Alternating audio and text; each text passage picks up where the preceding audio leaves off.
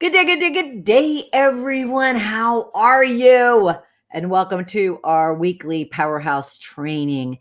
I want to thank you for being understanding that I had a puppy doggy emergency earlier today. Yesterday, it's a long story, but yesterday I happened to have to chase down in my car a loose dog, and was after a lot of struggle, was able to get him and get him into a safe place until we can find his owners. And then this morning, just at the last minute, as I was getting right in, right before we were supposed to be meeting, I had my whole kind of morning totally upended, and had to run out, get to the store, and do a number of things in regards to him. So thank you very much for allowing me to kind of step in and stop in to your live stream and to your feed at a different hour than we typically do. We're going to have a great and powerful conversation, and it's a really critical one. So it's why, too, that I was determined not to necessarily postpone it, but still get it done today. And it's all around what is the one thing that you should be doing, or stop doing everything that you're doing until you do this one thing. And the reason why, and I'll get to what that is in a minute, but the reason why is I spend every day, even on my off hours and even on the weekends, and even when I'm talking to friends and whatnot, even on the pickleball court, because I have a number of business owners, or I have a number of friends who are business owners. And so the discussion in regards to just the pains and the struggle and the overwhelm and the exhaustion and the stress that many business owners are feeling has, right now, it even has little to do with money, quite honestly. Fortunately, if you've been able to take advantage of some of the programs that have been out there for small businesses, and if you haven't, I suggest that you look into it. But it really even hasn't been the monies. It's been the day in, day out mental game and mental strength that one needs to really just forget about pounding through the overwhelm, or pounding through the insecurity, the doubt, or the fear. But, even the creativity of whether or not you have to pivot in your business, and whether or not you need to consider whether what you're doing is really what you should be doing. And, whether or not your whole heart and soul is in on what it is that you're trudging away and spending a lot of hours working on. Because I find on a regular basis where all of a sudden, if I'm talking with someone about their exhaustion or their overwhelm or their feeling of stuck, one of the first questions I often need to ask is, have you reconciled? Have you really given it deep consideration as to whether or not this is something that you want to be doing and that you're passionate about doing, and it's your purpose and it's your why? And, most of the time, majority of the time, they're like, yes. There's just some things I need to figure out. And, on the rare occasion, I might find someone who says, you know what, no. And I had one very profound experience with one of my clients. And this was a few years ago. And he had just gotten to a point, yes, it was a he had just gotten to the point where he had taken a hobby of his and turned it into a business, because he's thinking, well, God, I absolutely love this hobby. It was cycling. I absolutely love this hobby. So I really want to, go into, helping, whether it was recreational or it was competitive enthusiasts when it comes to cycling, so forth and so on.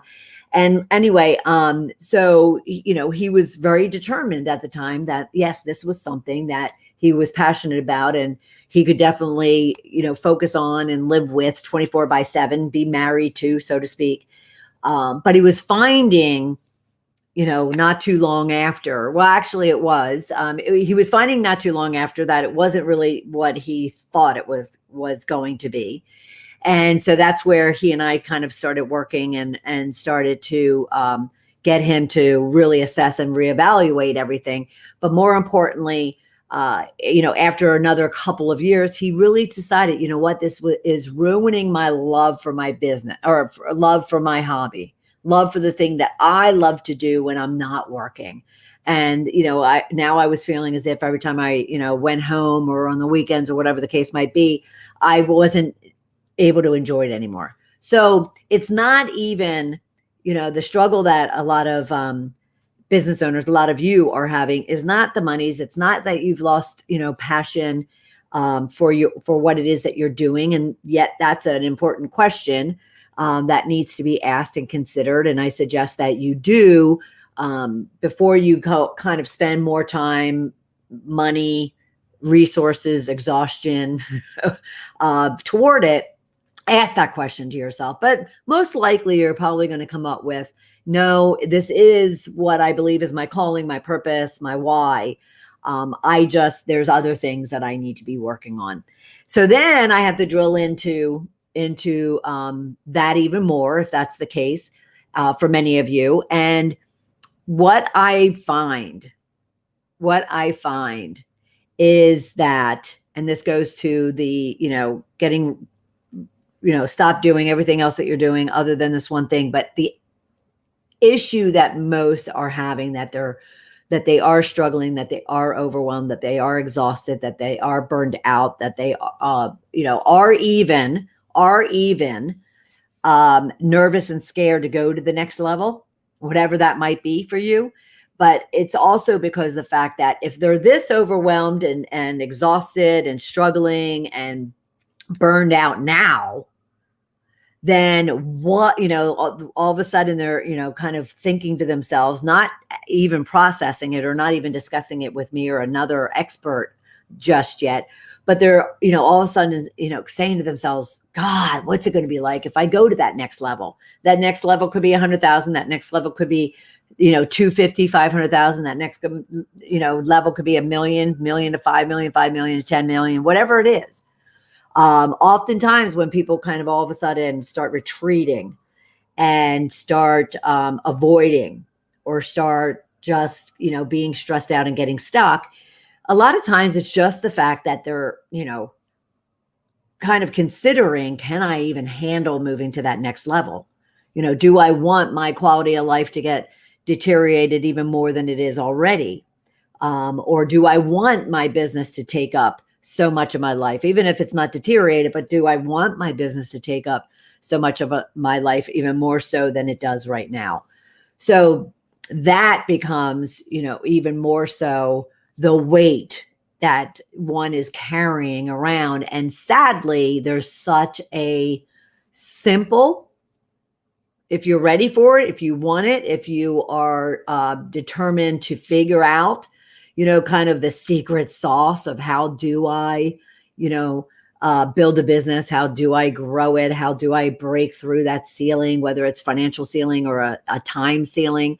How do I, advance the passion and the dream and the why that I have? And it really comes down to, you ready for it? It comes down to, getting it really skinny, getting it really tight. And then ultimately needing, and it's a requirement to become a sales master star. Now, we did talk about this. If you happen to catch our Tuesday episode of Shedding the Bitch Radio, and if you haven't, that's okay. You can go over to YouTube to our Shedding the Bitch channel. You can go over to our Shedding the Bitch Facebook page. You can listen to it on Blog Talk Radio or any one of the streaming services. It is out there. And I'd received a question in regards to, the fact that this individual, she was very overwhelmed. She was saying, oh my gosh, it's already late April going into May, and I haven't come anywhere close to the plans I laid out, the goals that I had, especially from a revenue income perspective. And she's already exhausted 3-4 months in. And, what does she need to do for the rest of the year? So I just thought it was really important that we had a conversation about the fact that, and it's one of those tough love conversations. It's one of those reality checks that I'm going to ask you to take time, whether you're like, just Bernadette, stop. I know what I'm doing and I'm doing just fine. You might have that feeling, but I'm just going to, ask you to even take, 20 minutes just to really consider what it is that we're going to talk about as to where you really should be focused. And it's all in regards to this becoming a sales master.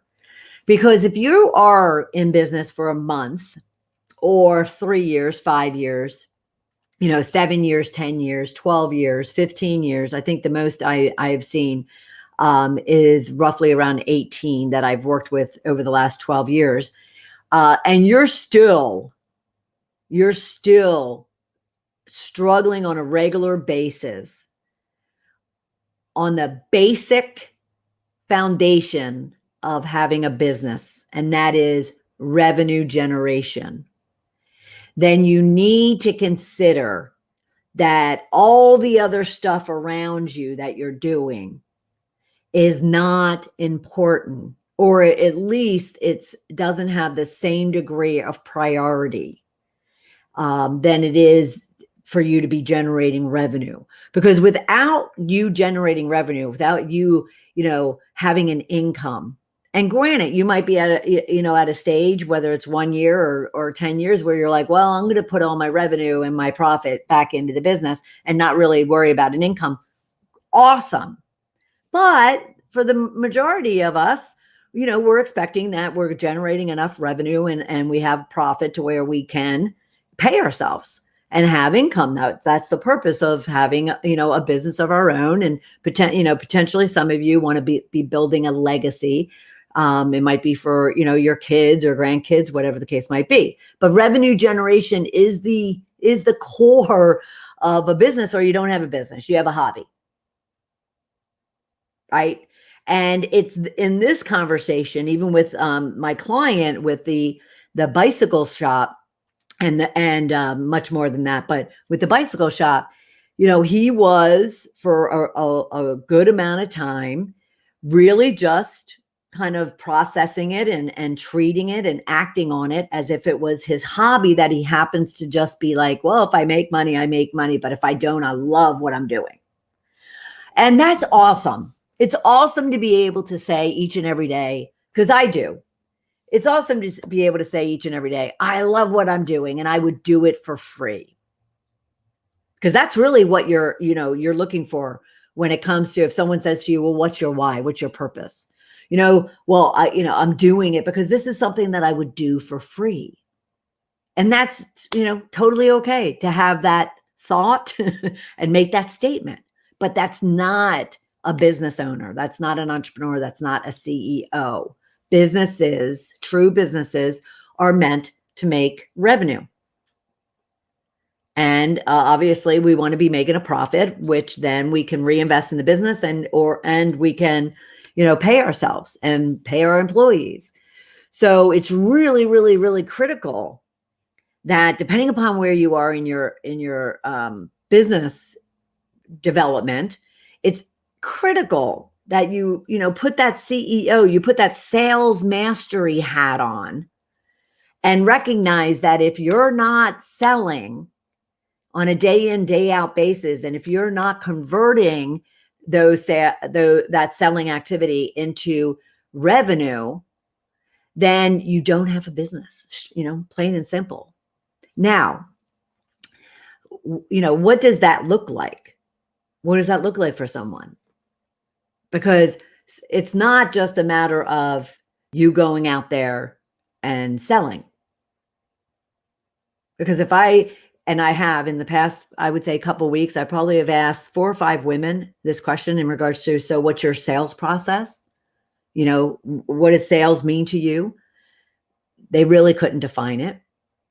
They just were saying, well, I need to be able to, you know, get in front of as many people as I can and you know, tell them what I do and then, you know, work to the point where I'm able to sell my product or service to them. And yeah, that's components. That's components of sales.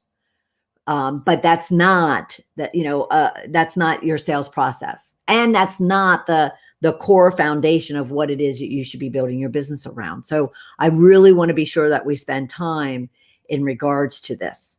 So we're going to talk about kind of what is that skinning that I'm talking about? And what is, you know, the sales process, and even more so, because this is also the biggest, I would say, oversight that many business owners have. And that is, yes, on a monthly basis, maybe it's weekly, but on a monthly basis, they're bringing monies in, but they really don't know what that is, where it's coming from, what it costs them to get that money. And then, you know, kind of how does that apply to their ultimate, you know, either monthly, quarterly, or yearly revenue objective. So that basically they're not doing the reporting, the analysis around it. So I want to make sure that we touch on all of these core things as part of you becoming a sales master star. Because again, especially if you're under $100,000 or you're in that, you know, in that 100,000, trying to break through the, you know, the financial ceiling of $1 million, then all your focus should be is on you becoming a sales master. Okay. So I want to talk through, a good, you know, these three things, around it. So the first thing I want to be talking about, and again, we did, talk about this a bit on Tuesday, but in very, you know, not as much as I want to be able to share with you here, is I want you to get skinny in your business. If you are overwhelmed, if you're exhausted, if you are stressed, if you are doubtful or fearful, if you are struggling to get it all done, then obviously you're doing too much. Now, that's not to say, you know, being a business owner and running your own business, you know, is a lot. You know, it's not to say that it isn't a lot. It's not to say that it isn't draining and exhausting. At the same time, I find that majority of you are putting that burden on yourself. You're putting that additional weight on yourself that is then causing that overwhelm and that stress and that anxiety because you're trying to do too much. So what I want you to be really thinking about is one product, one niche, and one platform. Now, this is where you're going to be starting to roll your eyes. Oh, you know, I can't, you know, that's just too narrow. That's just too skinny. That's not going to help me, you know, generate. And what I would automatically say to you is, okay, so how's it working for you so far? What it is that you are doing, all of those products, all of those niches, all of those platforms that you're going after. How's that working for you? And that's not a smart ass type of question tone that I'd be asking it in. I'd be serious, just saying, you know, how's that working for you? Because basically, you know, what you would be doing as the CEO of your company, but I would be doing as your coach would be to say, all right, so show me and help me understand what it is, you know, kind of blanket for me, what it is that you do on a day in, day out basis. Start with what is your, you know, business? What's the mission of your business, the purpose, the why, what's your ideal client? You know, what is the portfolio of products and services you have? What's your, you know, marketing, you know, strategy and therefore platforms, and, you know, kind of what's your sales process, so forth and so on. And so that would be asked, you know, how is it working for you, genuinely and authentically? Because again, if you are, you know, struggling to hit that 100,000 mark or that $1 million mark, I can pretty, guarantee you that if I were to look at your business plan, if I were to look at your business activities, I would find that you're stretching yourself way too thin. All right. Last week we talked about narrow and deep, and so I won't spend a lot of time there. You can go back to the Powerhouse Maverick training that we did last Thursday. But I want to kind of bring it into this conversation in that if you want to get, less overwhelmed, less stressed, less anxious, then you just want to get down and dirty, simple and skinny about everything. It's almost like you just want to purge and feel that weight of all of that coming off of you. So then you have the energy, you have the focus, you have the confidence, and you have the love and the passion to then really get focused on what it is that you're doing, so you can generate revenue and you can break through that financial ceiling. So the 111, and why majority of you are going to get uncomfortable with this is, let's start even in the middle with a niche. Too often I'll be told, well, I serve everyone. Anyone and everyone can buy my product or service. And it could be true. It could be true. But if you want to get out of the overwhelm and the stress and the anxiety, let alone get out of the worry about whether or not you can afford and invest in serving everyone, selling to everyone, onboarding everyone, supporting everyone, then you figuring out what the one segment of your overall, what you're considering to be your niche, which in this example, it's everyone and anyone, just getting down to one segment of that niche. And I wouldn't even say just gender, because a good majority of you, at least in the Powerhouse Mavericks Facebook group, serve women. I wouldn't even go, just down to gender. I would get it down to demographic. I would get it down to industry. I would get it down to the type of client they are. So if you're, for instance, if you are a service provider to other service people, even narrow it down to what kind of service people, are they, handymen? Are they plumbers? Are they maintenance people? Are they professional services people? Are they technology people? Are they coaches? But what kind of coach? Are they a business coach? Are they a health and wellness coach? Are they a fitness coach? The narrower you can get will ensure that you're able to have the time, the money, the resources, and even the creativity to do what you need to do, market to them and sell to them, which we'll get to in a minute. So I know you're probably saying to yourself, well, Bernadette, I'm not going to be able to generate the amount of business that I need there. Well, look at it this way. If you put yourself out there as, say you put yourself out there as a service provider to, all handyman companies out there. Well, guess what? You can then just solely focus on becoming the, industry expert, the go-to person, the brand and the authority within that one niche. And it's going to happen so much faster than if you're trying to do that all across a whole slew of different segments, different industries, different demographics, different psychographics. So the skinny you can get, and I would love, and what I'd like you to do in this one product, one niche, one platform. I want you to prove me wrong and even try it for the next 30 days. For the next 30 days, we're in, a beginning of a month. So, pick that one niche and just solely focus on coming up with a, messaging, marketing, and support plan all around that one niche. Okay. So now that you have this one niche, I want you to then look at your products and services list, because I know you have a list. You all have a list. Okay.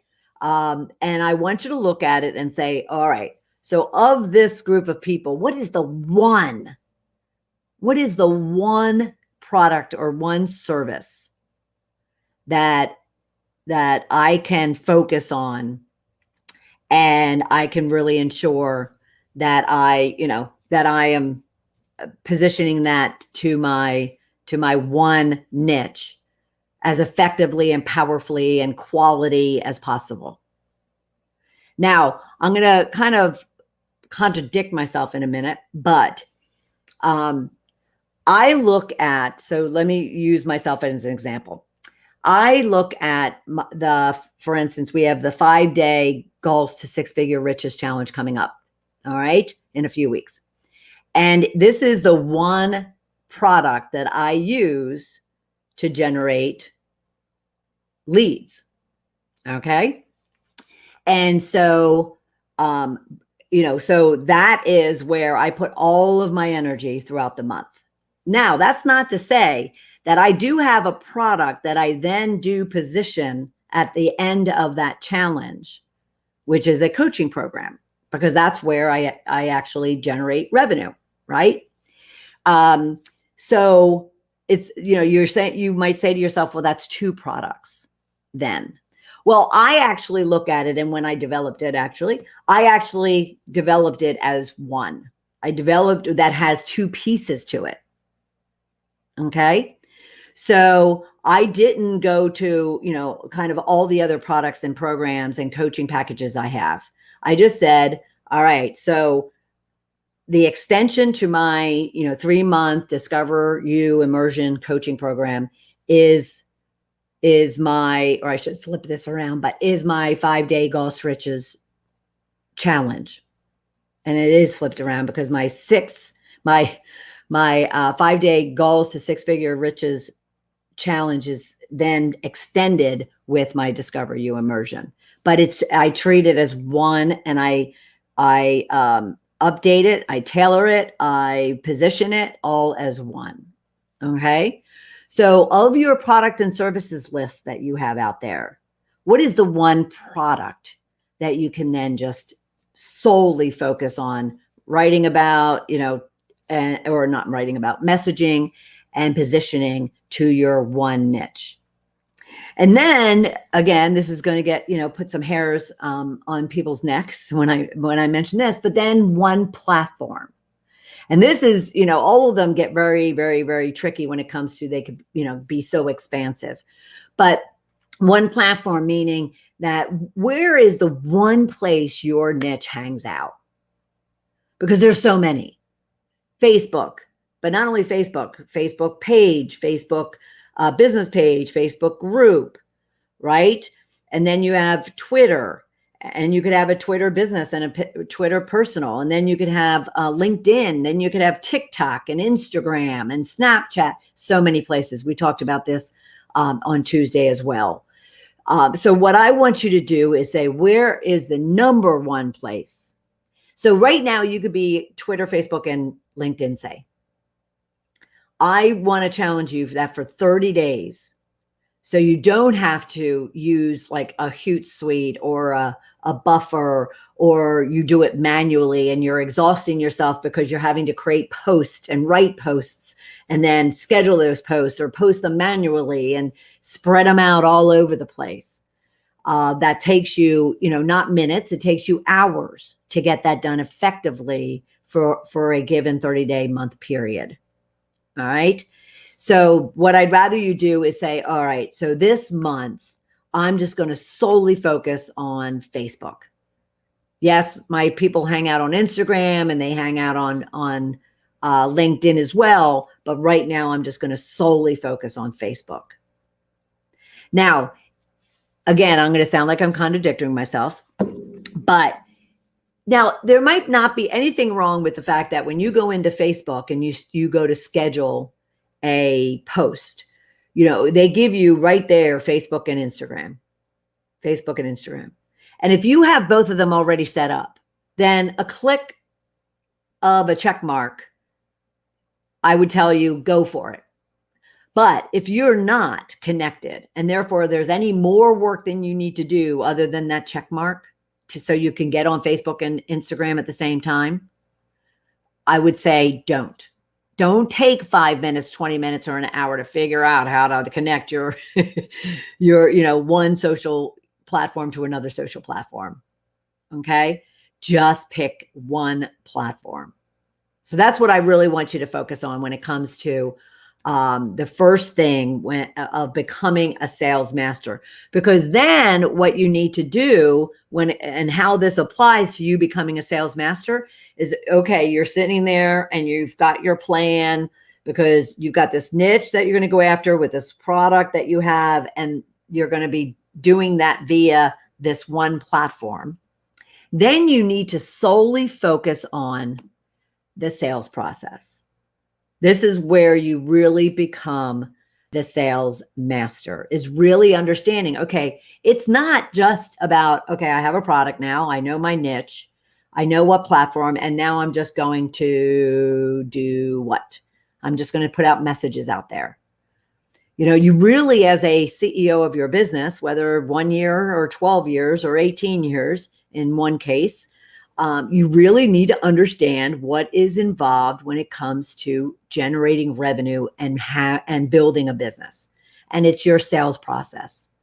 And especially as you are, whether you're a solopreneur or you even have a handful of people, and none of them are really sales just yet, because really you're not building your team until you're into those mid to high six figures. And even those people that have built a business to $1 million plus, a lot of them have built it on a virtual assistant and themselves. And if not a virtual assistant, then maybe it's a virtual assistant themselves, social media people, or marketing people. Far away from salespeople. So obviously that means that until you're a good way up the ladder into the 7-figure mark, are you really have anyone else to rely on from a sales perspective except yourself? So you have got to clear your slate, clear your plate, clear your calendar, and ensure that you are becoming a master at sales. Okay. Now I'll mention briefly one key thing that I talk to my clients about, and that is really ensuring that if you're a great time blocker, awesome. You're one step ahead of a lot of people. But then the key part of the time blocking when it comes to those that are anywhere from $10 to $1 million is the hours of the day, of the work day. So say let's make it simple, Monday through Friday. The hours of the day that your potential niche is available to be sold and for you to do everything you need to in order to sell them and collect that money. If it is within a certain time block, then that's all you should be doing within that time block. So let me give you, for instance. So say your perfect, niche that you've defined is available from, let's make it, just simple, say 10 to 4 during the day, Monday through Friday. Okay. Then the only thing that you should have blocked out on your calendar, especially if you're a time blocker guru, is revenue generating activities within that 10 to 4, everything within the sales process we're going to discuss. All right. Now there's a couple of things that, can go into the night hour or into the weekend, for you, not necessarily your client, for you. But if they are awake and breathing and you're able to reach them in order to go from, phase 1 to phase X of your sales process, then that's what should be blocked out between the hours you've defined. Okay.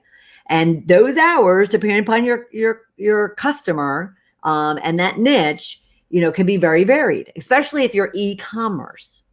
If you're e-commerce or I'll leave it at that. If you're e-commerce and it can be 24/7. Okay. And I'm just trying to think through other businesses that would be 24/7. Then, define a period of which then you're going to work, your sales process into that 24/7. I'm not saying that you should be working 24/7. Absolutely not.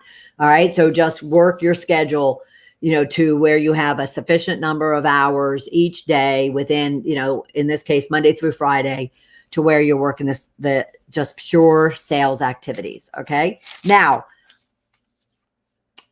if you are one of those individuals that I mentioned earlier, that if I were to ask you what's your sales process and you're not able to tell me, or you're not able to show me a spreadsheet, okay, then you are definitely one that needs to solely focus on becoming a sales master, because you're a CEO of your business, solopreneur or multiple member team. You are a CEO, and CEOs knows their processes. They know their metrics. They have them documented. They look at them, and we'll talk about that in a second. So if, I were to ask you what your sales process is, and if you know it, I'd love for you to kind of, type it below. If you know it, I'd be so excited. And I'm not saying any of you don't. I'm not saying that at all. It just so happens that, especially over the last, couple weeks, actually about 3 or 4 weeks, outside of my vacation time, when I've talked to a good many of business owners, they struggle to explain to me what their sales process is, let alone pull out. I don't have it with me. It's down on the ground. Pull out their spreadsheet of how they track their sales activities. Okay. So, you're meant to be a CEO. So this is, hopefully going to give you some, insights and some tips, and guidance as far as what you need to be doing in order to, put that CEO hat on and leave it on. Okay. So let me show it to you first so you can make note of it. And then we're going to walk through each one of them. Oops, let me see. All right. So you got that? You have prospect. You have prep. You have approach. You have enroll and present. You have handling objections, which we'll talk about that, why it's separated from presenting. You have close, and then I even extend my sales process to include onboarding and then upselling. Okay? Because sales is iterative. Just because you're done with one sale with a client doesn't mean that that's it and you move on. So you're always working through this sales process in order to ensure that you're getting the most value, but you're also giving your client the most value. And again, I use the word client, but you could be a tangible product company. And, if you have this one ring light that's in front of me, you certainly also want to have the sales process that would then go back to them and say, hey, guess what? I have a larger one. And then from there, I have an even bigger one. So there's always an opportunity for you to be upselling and extending, the business that you have with your client. Okay. So I hopefully you were able to scribble that out, but we're going to talk about each one of them briefly. Okay. So the first one being prospect. Every day prospecting simply means, what are you doing? What are those activities that you're working on each and every day? And in a lot of cases, people will refer this to building your list. What are you doing to find those individuals? And find them, but even kind of nurture them and get them to the point where, they move from prospect to a true lead. Because a prospect is simply that you might have a name, you might have a company, name, and yet they're really not a lead yet until you really figure out if they are someone who is going to, benefit from what it is that you have to offer them. So you have a prospect, and then you have, preparation. And what I mean by this is you simply, once you kind of have a good system in place for going and finding those prospects, you want to then prepare as to how you're going to take that prospect and turn them into lead. What kind of messaging are you going to sell them? What kind of, conversation are you going to have with them? What kind of information are you going to ensure that they're, that they have visibility to? What kind of research are you going to do to really understand who they are and what they're going through and what they're dealing with that you have a solution to? Okay. So, you have a prospect, which is basically a very, basic, generic, maybe name, email address, maybe phone number, whatever the case might be. But now you're saying, okay, now I need those, messages and that content that I can be, kind of however you choose to do it. But then I could then be putting out there in order to get their attention. Maybe it's through an ad, maybe it's through an email, maybe it's through a Facebook message, whatever the case might be. So you're preparing, and then you're making the approach, meaning you are kind of reaching out and saying, okay, so maybe I've been communicating with you now, 3, 5, 7 times. And now I'm going to make this approach to see if I can get you into a meeting, get you onto a call, send you materials, whatever the case might be. So there's, a stage there. Then you're getting into, okay, so now I'm going to have a concentrated time to present what it is that I do and how I do it and for whom I do it for, so forth and so on. Some people in the services industry, especially over the last year or so, might call this enroll, where you have the opportunity to really learn about your customer. They're learning about you. You're discussing what it is that you do and how you do it. And you're, kind of moving them along in getting to know, like, trust, and do with you. Okay. And then I pull out from this handling objections, because oftentimes you definitely want to be doing this proactively within your enrollment or presentation. Some people might call that a pitch. Some people might call it a proposal, whatever the case might be.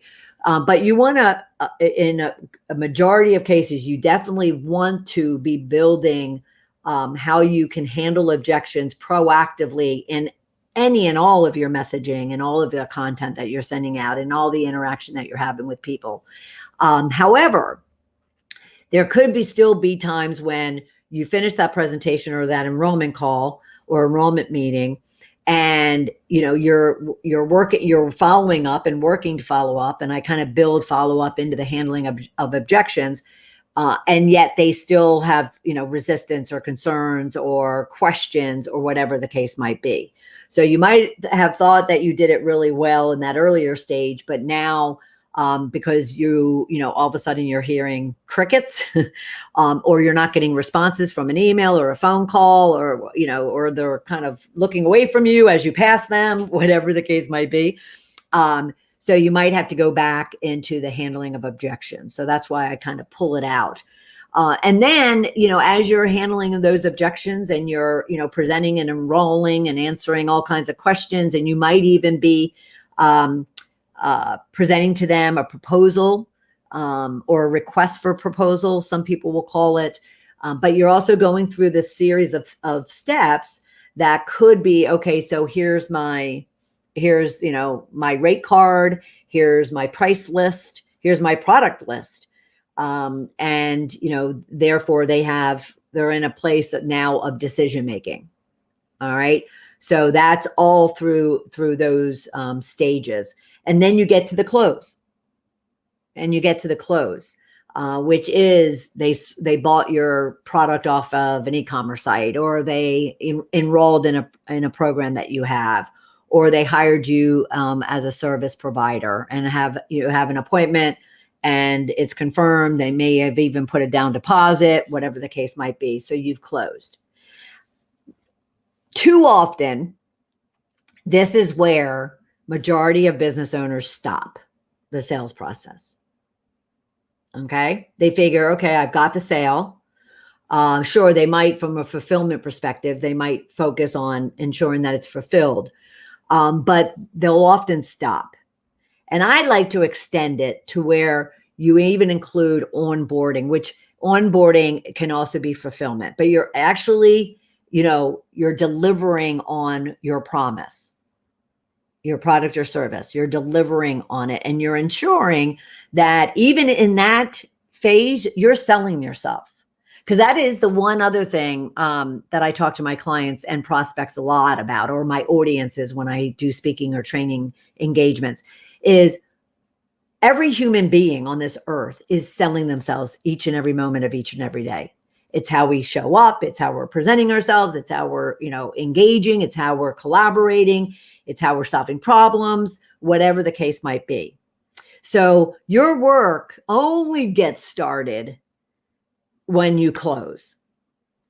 Your sales work only gets started when you close, because in order to get that, re-up, in order to get that additional, purchases, in order to get that long-term partnership, strategic alliance, affiliate, whatever the case might be, that's going to add and create a lifetime value for a customer of yours, is going to be not anywhere before the close. It's going to be all after it.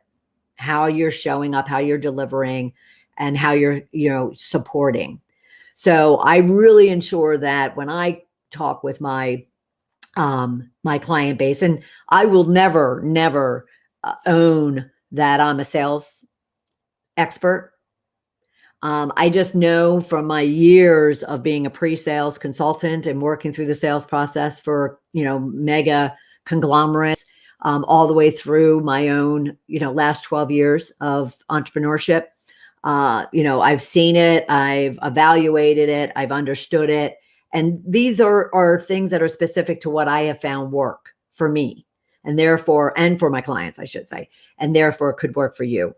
So the onboarding, the fulfillment, the delivery, whatever term you want to call it, is critical when it comes to continuing your sales process.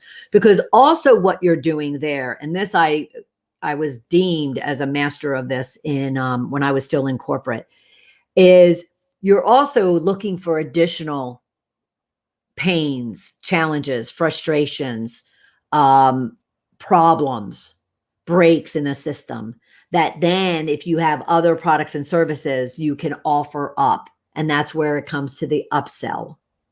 So that's why the sales process doesn't end with closing, and why it's even more important as you go forward from closing on a sale with someone, is there are other pains and frustrations and challenges and needs and wants and opportunities. And you want to be the first one out providing that to them. And what I meant by the fact that this was my kind of sweet spot when I was in corporate is I was known for the fact that, yes, we might have sold, and I've contributed to the sale of whatever multi-million-dollar, project it was, from a technology perspective. But the minute I landed at that account and I was actually helping to deliver that solution, I was looking for and going around and asking questions about other pains and frustrations. It's kind of like the team is taking care of that one, and I'm just going to play investigator to see if I can uncover other opportunities for us. All right. And so basically that's how you want to be looking at that. And then lastly, that leads to the upsell. So now the upsell leads you into what I said, being iterative. Yes, you might be there and you might be delivering and fulfilling and learning about other pains and frustrations and whatnot, but that's going to send you right back through the sales process. It's going to send you, maybe not from a prospecting perspective, but even then, many of my clients and myself have been in situations where they sold one thing to one group of people, even from a small business perspective, but yet the next pain or the next challenge that needed to be solved was the responsibility of someone else making the decision. So they were right back into even cold calling, prospecting. But there's a good many of them that kind of you're already now, you went from cold or maybe warm, and the cold went to warm, the warm went to hot. But now say everybody's at the hot, but you can go right back to cold. Maybe lukewarm, because if you're already in, it helps even if you don't know that person now that you need to go in and sell. That other person that's hot or warm is going to help you with that. So understand how your sales process works and how you want it to work. Because basically everyone has the same tactics that need to be done, the same tasks, the same processes that need to be done. They just happen to formulate them differently, or maybe even term them differently, lay them out differently, track them differently. But it's all the same, going from someone you don't know who's never bought from you to someone who's bought from you and now they're hot now that you know them, and then you're going right back into selling them. It's basically the same cycle, or it is the same cycle, not basically, it is the same cycle. And yet some people will chop it up and present it in many different varying ways. And I just wanted to provide you mine, because even earlier today, I asked some questions in regards to someone's metrics, someone's results, and they really couldn't answer. And, again, that's not a business owner. That's not a CEO. You need to know how you go about, selling and generating revenue. Let's put it as generating revenue. Okay. Now, I know a lot of people have, kind of fear around sales, and we can certainly talk about that in a future Powerhouse Maverick training session. And if you're interested in that, then, kind of let me know and leave a comment with this video. But because I understand the fear and the apprehension and the resistance to selling. But nowadays it's so different. And if you can kind of view it that way, the new way, then you might not be as resistant to it as the used car salesman days. Okay. All right. So lastly, the third thing I want you to be thinking about when it comes to the only thing you need to be focused on if you are our business owner who is working their way, into the 100,000s, even to the millions plus, and to become a sales master, is what I had mentioned just briefly a minute ago. And that is, you need to know your metrics. You need to define them. You need to track them. You need to analyze them, and you need to then make the adjustments to them. You need to be able to pull out your spreadsheet and review it amongst yourself, amongst your team. If you have a coach, whomever, you need to be understanding and kind of leveraging, where your business is coming from or where it's not coming from. And the majority of times when I hear people like that one individual I mentioned, that I shared some information on a question that she had for our Ask Me Anything episode on Tuesday. She said, it's already late April, and, I'm nowhere near where I had planned to be. And I'm exhausted already, and I don't know what to do. Help me out. And one of those questions was, well, show me kind of where what you planned and where you are now. And nothing. That plan needs to be there. If you don't have a plan, then what you're doing is simply, chasing a hobby, or you're, chasing a wish and a dream, not a business. So I really, really want to ensure that you are, defining what your key metrics are in your business, especially around revenue generation. Yes, there are so many, KPIs out there that you could be tracking, especially in this digital world. And yet I'd rather you not worry about the number of likes, not worry about the number of impressions, not worry about the number of comments, not worry about, even well, I'd like you to worry about the number of leads, but even if you didn't worry about your number of leads, but I want you to know what is that revenue target you're going after.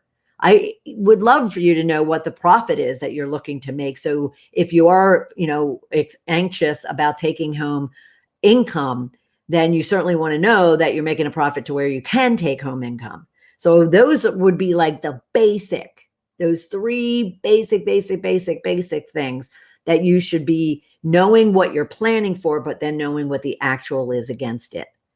And then as you kind of are looking at that on a regular basis, because if you took your year down to a quarter, down to a month, down to a week, you have weekly revenue objectives. You might have a weekly profit objectives, and you definitely have a weekly actual. All right. So that individual, if she was already at the end of April and she's nowhere near where she wanted to be, she should be able to say, I plan $5,000 to be generated this month, and I'm at $1,250. And therefore I still have a deficit of whatever that difference is. And, I'm going to move that into May. And therefore now I have a plan of 60, or 7,000 something. You see where I'm going? You need to be able to define, track those numbers, analyze them, and make adjustments to them. Critical. Becoming a sales master is absolutely critical. So if you're out there and you're blogging and podcasting and writing a book, and even going after PR and magazines and advertisements, which was the latest thing I've been seeing online, is a lot of webinars and coaching programs and challenges around getting on TV and getting into magazines and getting advertisement. And if you're doing all of those things, I'm going to go back to this. You need to get focused. If you're not into the 7-figure plus, then you don't need to be doing all of those things. You don't need to be doing all of those things. And if you still want to be doing those things, then what I will say to you is you don't need to be doing them in your revenue generating hours. So define that. You don't need to be doing them before you've generated revenue. You don't need to be doing them when you're absolutely exhausted and you have no time for yourself or your family or for your hobbies and your passions. You don't need to be doing them until you are able to get that revenue generated, where then you can invest back into your business. So then you're not stressed and overworked. And you need to do it to where those things happen on time that is not affecting and not impacting what it is that you're doing to create revenue. Make sense? All right. So I would love your comments. I would love your questions. I would love your feedback in the below. And just keep in mind, becoming a sales master is your key to freedom, your key to relief, your key to breath, your key to breaking through that financial and time ceiling that you've been fighting against. Becoming a sales master, focusing on one product, one niche, one platform, and defining, tracking, analyzing, and adjusting your revenue generating numbers. Okay. Now, for those of you who definitely understand and are at a point where they're like, I don't want to be doing this, on my own anymore. And I definitely see the value of needing to do all these things. And I want to do all these things, but I need some guidance and some help and some support and some accountability and some training and some one-on-one coaching as much as group coaching. Then I would love for you to consider talking to me about our 3-month Discover You immersion. It is a deep dive into creating the business foundation, the business infrastructure. And yes, we will concentrate on revenue generation. It won't be all about your infrastructure, but until you get that infrastructure, that foundation that's going to allow to, hold you up, so you can go and do all of those other things within your business. Until you have that foundation, you don't have a business, and you will struggle to break through that ceiling both money and time. So I would love to be able to support you and cheer you on and provide you whatever's needed in order for you to be successful and to explode your business this year. So have a conversation with me. It's a no obligation. It's free. It's, 30 minutes. Let's dive into what it is you're working on, what it is you're planning for, what it is you're struggling with, what opportunities you have, what questions do you have? Let's, collaborate on it and see what is a really good fit for you. And we can go from there. And if it is a great fit, woohoo! If it's not, woohoo! I'm going to cheer you on in every aspect of your business and life. All right. So until we meet again, I will say goodbye and have a beautiful, beautiful week and a rich one. All right. Bye, everybody.